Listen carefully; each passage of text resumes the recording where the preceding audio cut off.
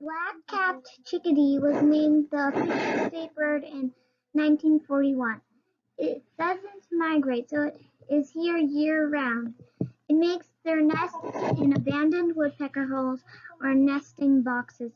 They usually have about 6 eggs which are white with reddish spots.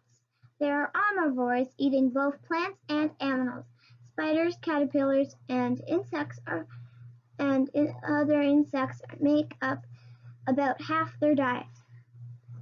Seeds, berries make up the other half, and they can hide them in holes in the bark of trees and under leaves to eat later. They stay the same partner for life, and they both help feed the babies. They only live about 1.5 years. The chickadee has one of the most complex calls in the animal kingdom. The chickadee can be changed slightly to make an alarm call say hello or to let us know they see another flock.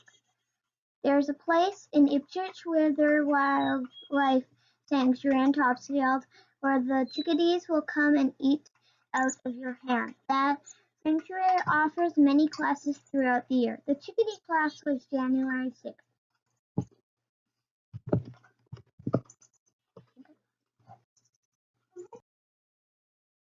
Here's me and my sister Sylvia and me, John Sarah, feeding chickadees right off of our hands. Massachusetts chose the Mayflower as its official flower in 1918.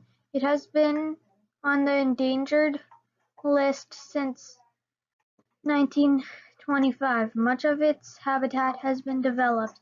It is an evergreen with hairy leaves and spreads along the forest floor.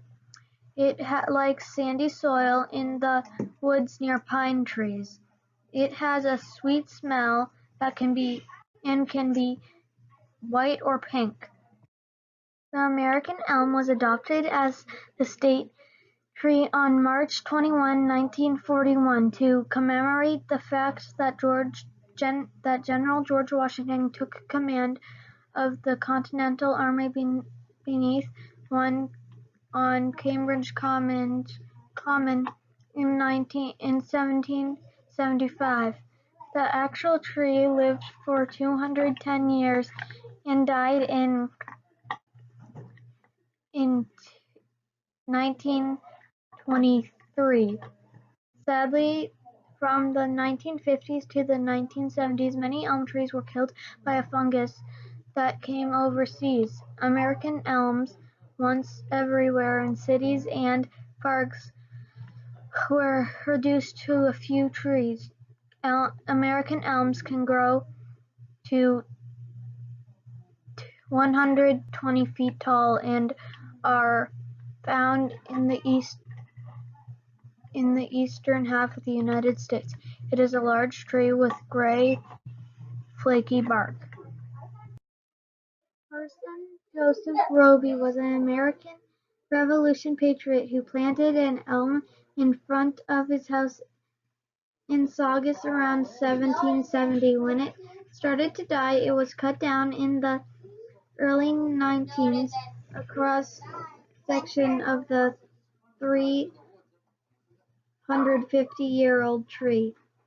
It was saved and now is on display in the old Roby School in the Saugus Center.